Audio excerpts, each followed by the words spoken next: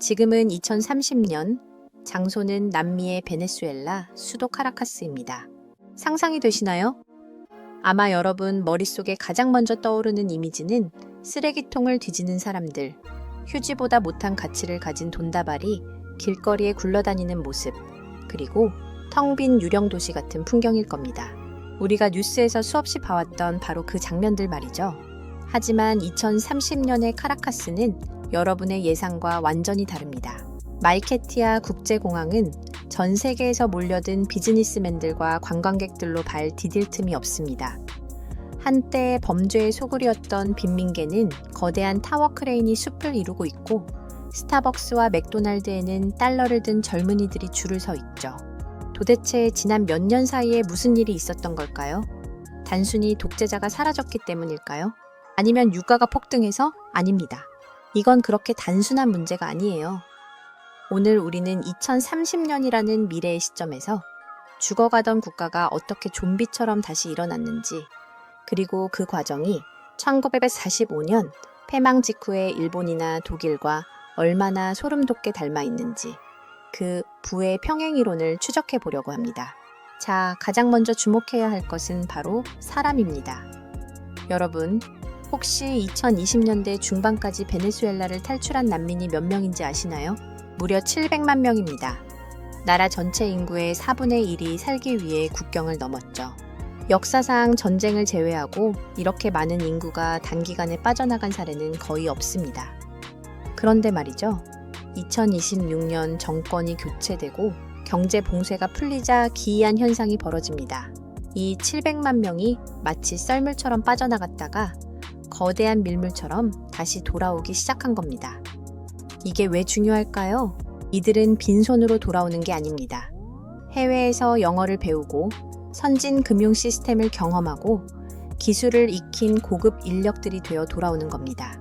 마치 2차 세계대전이 끝나고 전 세계에 퍼져있던 군인들과 이주민들이 일본과 독일로 귀환하면서 전후 복구의 핵심 엔진이 되었던 것과 완벽하게 똑같은 상황이죠. 경제학에서는 이걸 인구 보너스라고 부릅니다. 늙어가는 남미 대륙에서 베네수엘라는 가장 젊고 역동적인 노동력을 가진 국가로 순식간에 탈바꿈하게 되는 겁니다.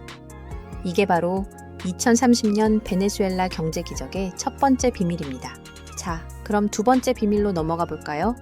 바로 땅 밑에 흐르는 검은 피, 석유입니다.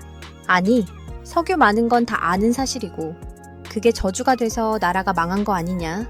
라고 반문하실 수 있습니다. 맞습니다. 그걸 자원의 저주라고 하죠. 돈이 땅에서 솟아나니까 굳이 기술을 개발하거나 제조업을 키울 필요를 못 느꼈던 겁니다. 하지만 2030년의 상황은 다릅니다. 독재 정권 시절 국유화라는 명분 아래 쫓겨났던 엑손모빌, 쉐브론 같은 글로벌 석유 공룡들이 다시 카라카스로 돌아왔습니다. 그런데 이번에는 단순히 빨대만 꽂는 게 아닙니다.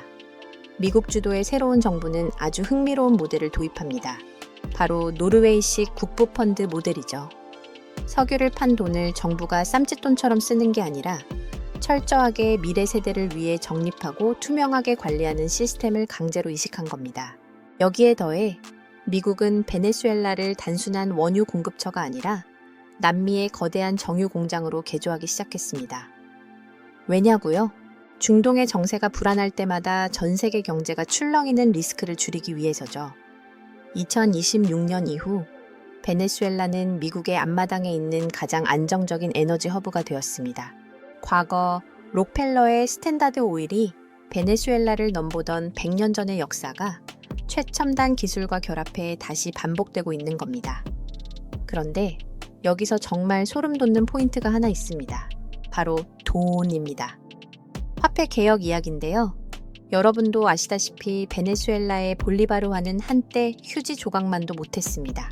물가 상승률이 100만 %를 넘나들었으니까요. 그런데 2030년에는 인플레이션이라는 단어가 사라졌습니다. 어떻게 이게 가능했을까요? 정답은 바로 달러라이제이션, 즉 달러를 공식 화폐로 채택해버린 겁니다. 자존심?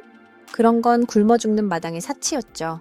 에콰도르나 파나마처럼 아예 자국 화폐를 포기하고 달러를 쓰기 시작하면서 거짓말처럼 물가가 잡혔습니다. 중앙은행이 마음대로 돈을 찍어낼 수 없게 되니 돈의 가치가 안정된 겁니다. 이건 마치 1차 대전 직후 빵 하나를 사려면 수레로 돈을 실어 날라야 했던 독일 바이마르 공화국이 렌텐마르크라는 새로운 화폐를 도입해 단 하루 만에 기적적으로 인플레이션을 잡았던 역사적 사건과 평행 이론을 이룹니다. 신뢰가 무너진 곳에 가장 강력한 타국의 신뢰를 빌려와 덮어 씌우는 것. 이것이 바로 죽어가는 경제를 심폐소생술하는 가장 확실하면서도 잔혹한 방법이었던 거죠. 덕분에 2030년에 베네수엘라 국민들은 더 이상 월급을 받자마자 쌀을 사러 뛰지 않습니다. 저축을 하고 투자를 시작했죠. 금융 시스템이 정상적으로 돌아가기 시작했다는 뜻입니다. 하지만 모든 게 장밋빛일까요? 여기서 우리는 냉정한 현실을 직시해야 합니다. 2030년 베네수엘라의 번영 뒤에는 거대한 그림자가 숨어 있습니다. 바로 지정학적 청구서입니다. 독재 정권 시절 베네수엘라는 중국과 러시아로부터 천문학적인 돈을 빌렸습니다. 중국에만 600억 달러가 넘는 빚이 있었죠. 정권이 바뀌었다고 이 빚이 사라질까요? 여기서 미국의 무서운 전략이 등장합니다. 2026년의 정권 교체는 단순한 정치적 사건이 아니었습니다. 미국 입장에서는 남미에 박혀있던 중국과 러시아의 말뚝을 뽑아내는 거대한 구조조정 작업이었던 겁니다. 미국은 베네수엘라의 부채를 재조정해주는 대가로 석유 개발권과 주요 인프라 사업에서 중국과 러시아 기업들을 철저하게 배제시켰을 가능성이 큽니다. 즉, 베네수엘라의 경제 성장은 철저히 미국의 이익과 동기화되어 있다는 뜻이죠. 겉으로는 남미의 일본처럼 보이지만 속을 들여다보면 미국의 거대한 하청 공장이자 에너지 창고 역할을 하고 있는 셈입니다. 자, 이제 이야기를 정리해 볼까요? 2030년에 베네수엘라가 보여주는 모습은 우리에게 아주 중요한 메시지를 던집니다. 국가가 망가지는 건 한순간이지만 다시 일어설 때는 일정한 패턴이 있다는 겁니다. 강력한 기축통화의 도입, 해외로 나갔던 인적 자본의 귀환, 그리고 지정학적 이해관계에 따른 외부 자본의 수혈. 우리는 1945년 일본을 보며 패전국이 어떻게 살아나겠어 라고 비웃었지만 그들은 세계 2위의 경제 대국이 되었습니다. 2026년 베네수엘라를 보며 저 나라는 끝났어 라고 말했던 사람들 역시 2030년에 땅을 치고 후회하고 있을지 모릅니다. 역사의 평행이론은 언제나 준비된 자에게만 기회를 보여줍니다. 폭락하는 공포 속에서 부의 기회를 발견하는 눈. 그것이 바로 우리가 지금 이 순간에도 역사를 공부해야 하는 이유 아닐까요? 2030년 남미의 일본이 되어 있을 베네수엘라. 과연 그 과실은 누가 따먹게 될까요? 그 답은 이미 역사책 속에 쓰여 있습니다.